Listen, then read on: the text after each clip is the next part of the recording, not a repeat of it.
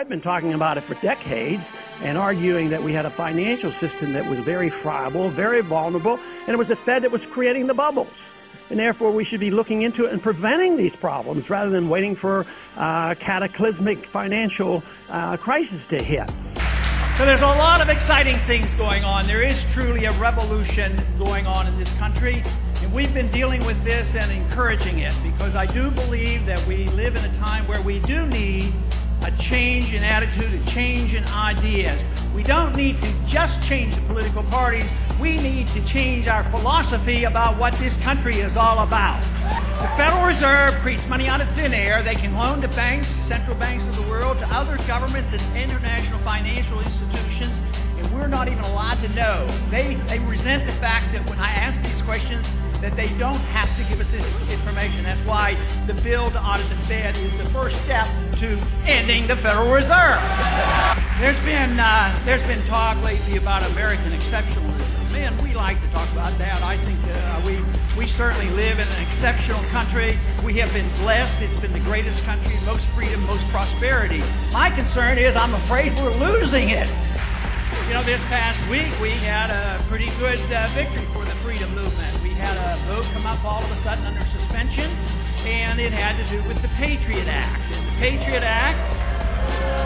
the Patriot Act we know has nothing to do with patriotism. They always name it opposite of what it is. The Patriot Act is literally the destruction of the Fourth Amendment. That's what it's all about. This basic principle and expression of individual liberty, which has survived 800 years, greatly influenced the writing of our Constitution and our common law heritage. Today, we hardly hear a whimper, either from the American people or a stone, silent U.S. government as our cherished liberties are eradicated. Instead, we have a government that deliberately orchestrates needless fear and makes people insecure enough to ignore the reality of their lost liberties. I have a saying that I've used to describe foreign aid. Foreign aid is taking money from the poor people of a rich country and giving it to the rich people of a poor country. But the real danger is that this will most likely spread, and when it gets to Saudi Arabia and there's disruption there, then you are going to see some real problems. And it will be a partial consequence of our flawed foreign policy. And temporary stability does not guarantee stability that we need around the world. And besides, we just flat out don't have the money, and we shouldn't be doing it.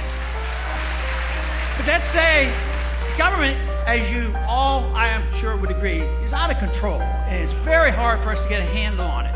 So let's say we even theoretically, and a miracle happened, and we balance the budget where we are today. It would be still a disaster because we're spending too much money. But it wouldn't change a whole lot. When a crisis comes, guess what happens? Guess who does the bailing out? The Federal Reserve used $4 billion to pass out without congressional approval, and most people say, oh, well, that's the Federal Reserve's job to do that.